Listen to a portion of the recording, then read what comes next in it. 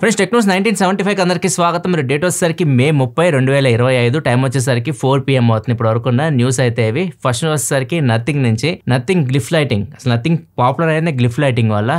Normal phones కి దానికి difference అదే అనమాట, వెనక లైట్లు వెలుగుతూ ఉంటాయి. ఇప్పుడు దీన్ని ఎండ్ చేయబోతున్నట్లు నథింగ్ అయితే ఒక ట్వీట్ అయితే పెట్టింది. వి కిల్ ది గ్లిఫ్ ఇంటర్ఫేస్ అని చెప్పేసి ఒక ట్వీట్ పెట్టారు. అండ్ దాని కింద కాల్పి కూడా రిప్లై ఇస్తూ RIP అని చెప్పేసి పెట్టాడు. అంటే గ్లిఫ్ లైటింగ్ తీసేయబోతున్నట్లు వీళ్ళు సూచనలు ఇస్తున్నారు.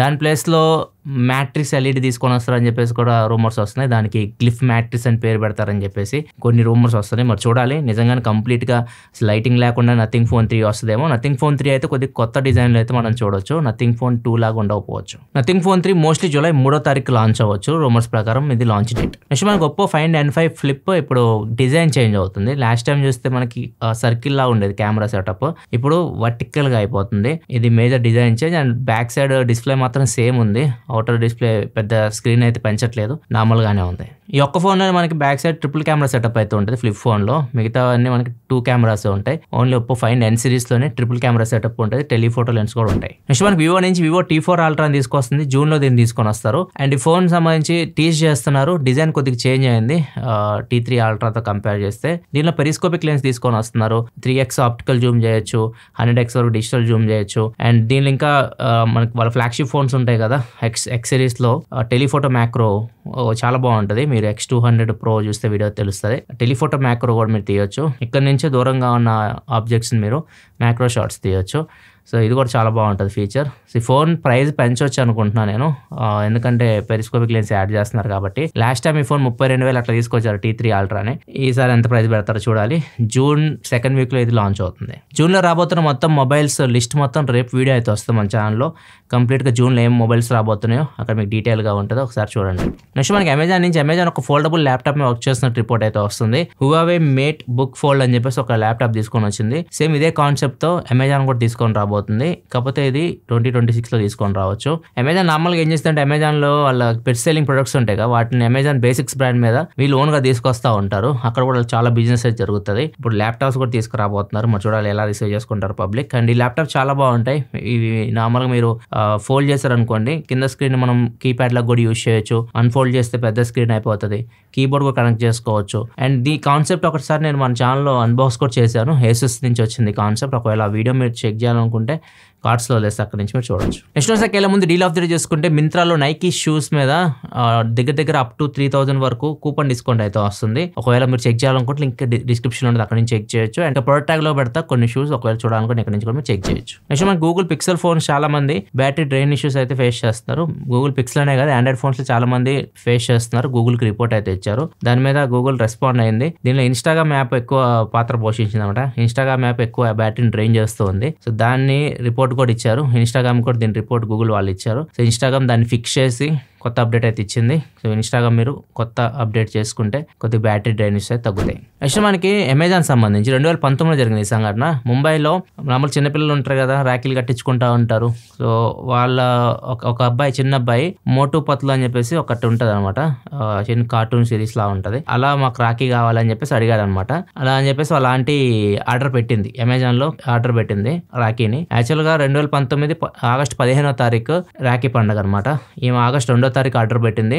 ఆగస్టు 14వ తారీఖు వీళ్ళు ఆర్డర్ని క్యాన్సిల్ చేసి రాఖీ ఇవ్వలేదు. ఈమె కన్జ్యూమర్ కోర్టుకి వెళ్ళింది. మా మనోభావాలు దెబ్బతిన్నాయి, మేము సెలబ్రేట్ చేసుకుందాం అనుకున్నాం, ఆ రోజంతా పిల్లోడు అంతా ఏడ్చాడు కానీ రాఖీ కూడా కట్టించుకోలేదని చెప్పేసి కోర్టుకి అయితే వెళ్ళింది. 4,50,000 మాకు జరిమానా కావాలని చెప్పేసి కోర్టుకి వెళ్ళింది. ఆ కేసు ఇప్పుడు సాల్వ్ అయింది, 2025లో సాల్వ్ అయింది. కోర్టు 4,50,000 కాదు 40,000 రూపాయలు అమెజాన్ ఇవ్వమని చెప్పింది. ఈ పేమెంట్ కూడా 60 రోజుల్లో చెల్లించాలి, లేకపోతే ఎవ్రీ ఇయర్ 6% ఇంట్రెస్ట్ అయితే పెరుగుతుంది. నెక్స్ట్ వచ్చేసరికి డాట్ ఇచ్చిన ఇప్పుడు ప్రకారం చూసుకుంటే మన టెలికామ్ సబ్స్క్రైబర్ బేస్ అయితే ఇచ్చింది, ఎవరెవరికి ఎంతెంత సబ్స్క్రైబర్స్ ఉన్నారని చెప్పేసి. జియో టాప్ లో ఉంది. జియో 50.53%, 100 మందిలో 50 మంది జియోనే వాడుతున్నారు. దగ్గర వీళ్ళ బేస్ చూస్తే 4,65,00,000 మంది దాకా జియో వాడుతున్నారు. ఎయిర్టెల్ వచ్చేసరికి 30% దాకా ఉంది. మెయిన్ వీళ్ళిద్దరు లీడర్స్, 80% మార్కెట్ వీళ్ళ దగ్గర ఉంది. ఎయిర్టెల్ దగ్గర వచ్చేసరికి 2,80,00,000 మంది దాకా ఉన్నారు. థర్డ్ ప్లేస్ లో వొడాఫోన్ ఐడియా ఉంది, వీళ్ళ దగ్గర 13% వరకు బేస్ ఉంది. అండ్ వీళ్ళ దగ్గర వచ్చేసరికి 1,25,000 మంది దాకా ఉన్నారు. అండ్ బిఎస్ఎన్ఎల్ 4th ప్లేస్ లో ఉంది. బిఎస్ఎన్ఎల్ దగ్గర 3.63% ఉంది. అంటే ఓవరాల్ వీళ్ళ దగ్గర 29-30 లక్షల సబ్స్క్రైబర్స్ అయితే ఉన్నారు. అండ్ ఎక్కువ మంది బిఎస్ఎన్ఎల్ నుంచి వెళ్ళిపోయారు. బిఎస్ఎన్ఎల్ నుంచి లాస్ట్ 2 months లో చూసుకుంటే దగ్గర దగ్గర 1,50,000 మంది దాకా వెళ్ళిపోయారు. వోడాఫోన్ ఐడియా నుంచి 6 లక్షల మంది వెళ్ళిపోయారు. ఎయిర్టెల్ వచ్చేసరికి దగ్గర దగ్గర 1,70,000 మంది దాకా జాయిన్ అయ్యారు. జియోలో చూసుకుంటే 26 లక్షల మంది కొత్త సబ్స్క్రైబర్స్ అయితే వచ్చారు లాస్ట్ 2 months లో. ఓవరాల్ గా చూసుకుంటే మాత్రం జియో మాక్సిమం షేర్ అయితే తీసుకుంది టెలికాం మార్కెట్లో.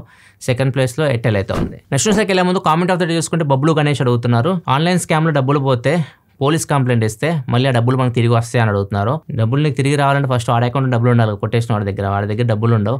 ఇదంతా పెద్ద నెట్వర్క్ నడుస్తుంటుంది అనమాట. దీని గురించి సపరేట్గా వీడియో కూడా చేశాను నేను.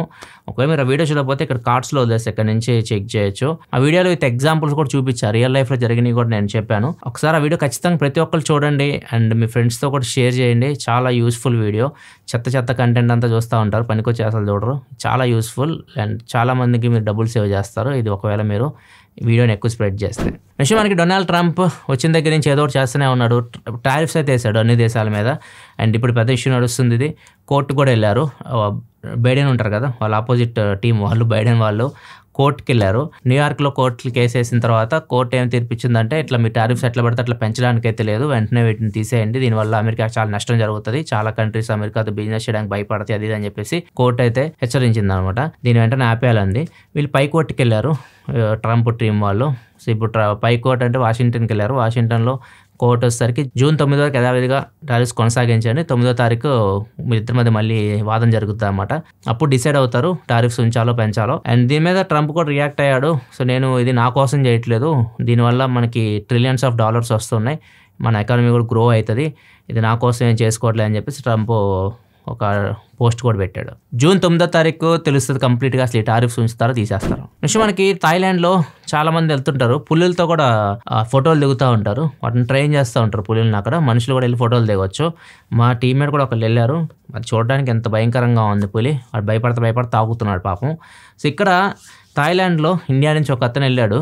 వాళ్ళు పులిని నార్మల్గా ఒక డాగ్ని తీసుకెళ్ళి వాకింగ్కి తీసుకెళ్తా రీల్స్ రికార్డ్ చేస్తున్నారు. ఇన్స్టాగ్రామ్ రీల్స్ అనమాట.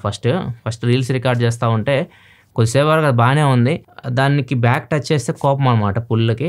మనోడు ఊరికే దాని బ్యాక్ని టచ్ చేస్తూ ఉన్నాడు, అది తిరగబడి కొరికింది. ప్రజెంట్ అయితే ప్రాణాలకైతే ఏం ప్రమాదం లేదు, హాస్పిటలైజ్ అయితే అయ్యాడు. ఇట్లా మీరు ఏదన్నా క్రూర జంతువులతో బిహేవ్ చేస్తున్నప్పుడు చాలా జాగ్రత్తగా అయితే ఉండాలి. అది నార్మల్గా కనిపించినా కానీ సడన్గా అటాక్ చేస్తాయి, అవి చాలా జాగ్రత్తగా ఉండాలి. నెక్స్ట్ న్యూస్లోకి వెళ్ళే ముందు ఈరోజు ఫ్రైడే కాబట్టి చాలా మంది ఓటీటీ రిలీజ్ చేసుకుని జరుగుతుంటారు. ఓటీటీలో మీకు హిట్ 3 వచ్చింది నెట్ఫ్లిక్స్లో. రెట్రో ఇది కూడా నెట్ఫ్లిక్స్లోనే వచ్చింది. తుదరం అని చెప్పేసి మలయాళం మూవీ, దీనికి మంచి రేటింగ్ అయితే ఇచ్చారు. జియో హాట్స్టార్లో వచ్చింది ఇది. అండ్ మే 2వ తారీఖు ఇంకో సినిమా కూడా వస్తుంది మండే రోజు, ఇది కూడా జియో హాట్స్టార్లో వస్తుంది. దీనికి కూడా చాలా మంచి రేటింగ్ అయితే ఉంది. తమిళ సినిమా ఇది. సినిమా నేమ్ వచ్చేసరికి టూరిస్ట్ ఫ్యామిలీ. మొత్తం 4 సినిమాలు ఈ వీక్లో వస్తున్నాయి. ఒక వీటిని ఎంజాయ్ చేయాలనుకుంటే ఎంజాయ్ చేయొచ్చు. వీటిలో మీరు ఏదైనా చూసారా, చూస్తే మీకు ఏది నచ్చింది కింద కామెంట్ సెక్షన్లో చెప్పండి. అండ్ నేను ఒక క్వశ్చన్ అడిగా, నేను ఆర్సీబీ వర్సెస్ పంజాబ్ మ్యాచ్ జరుగుతుంది, ఎవరు గెలుస్తారని చెప్పేసి చాలా మంది ఆర్సీబీ అన్నారు. మొత్తానికి ఆర్సీబీ మళ్ళీ చాలా కాలం తర్వాత ఫైనల్కి అయితే వెళ్ళింది. ఈసారైనా గెలిస్తే బాగుంటుంది, ఎందుకంటే ఇన్ని సంవత్సరాల నుంచి పాపం ఫైనల్కి వస్తున్నారు, ఓడిపోతా ఉంటారు. ఒక్కసారి గెలిచినా కానీ అది పోతుంది. ఈసారి కప్పు నమ్డే ఇట్లాంటివి ఇవన్నీ పోతాయి, ప్రశాంతంగా ఉంటుంది. పాపం కోహ్లీ కూడా ఎన్నో సంవత్సరాల నుంచి కష్టపడుతున్నారు, కానీ ఒకసారి కూడా రాలా. చూద్దాం ఈసారి గెలుస్తారేమో. ట్యూస్డే రోజు ఫైనల్ జరుగుతుంది. అండ్ దీన్ని ఉద్దేశించి ఆర్సీబీ ఫ్యాన్స్ అసోసియేషన్ అంట కర్ణాటక వాళ్ళు గవర్నమెంట్కి ఒక లెటర్ రాశారు, ఓపెన్ లెటర్ అనమాట ఇది. సో దీనిలో ఏం రాశారంటే, ఈ ట్యూస్డే రోజు ఆర్సీబీ ఫైనల్కి వచ్చింది కదా, మాకు స్టేట్ హాలిడే కావాలి, మేము సెలబ్రేట్ చేసుకోవాలి, ఆర్సీబీ చాలా కాలం మళ్ళీ ఫైనల్కి వచ్చిందని చెప్పేసి లెటర్ రాశారనమాట. కానీ నాకు అర్థం కాలేదు, ఎందుకు హాలిడే ఇవ్వడం? ఈవినింగ్ అది మ్యాచ్, మధ్యాహ్నం పూట జరగదు కదా, ఈవినింగ్ 7:30కి అప్పటికి అన్నీ క్లోజ్ కూడా అయిపోతాయి స్కూళ్ళు కాలేజీలో, ఇంకా హాలిడే ఇచ్చి ఏం ఉపయోగం? ఇదే ఇప్పుడు న్యూస్ అయితే. అండ్ నిన్న 15,000 లైకులు టార్గెట్ పెడితే చాలా మంది లైక్ చేశారు, 15,000 లైక్స్ అయితే వచ్చినాయి. నాకు అసలు అర్థం కావట్లేదు, లైకులు కొట్టకపోతే అసలు మీకు టెక్ న్యూస్ నచ్చుతుందో లేదో, ఆపేద్దామా అని 2000 ఎపిసోడ్లు అయిపోయిన తర్వాత ఆపేద్దామా అని ఆలోచన కూడా వస్తూ ఉంది. ఒకవేళ మీరు టెక్ న్యూస్ ఇష్టపడుతుంటే కంటిన్యూ చేద్దామంటే ఈరోజు 20,000 లైకులు టార్గెట్ పెట్టుకుందాం, కంప్లీట్ చేసేయండి. మళ్ళీ మనం మండే టెక్ న్యూస్ అప్పటికి సెలవు, బాయ్.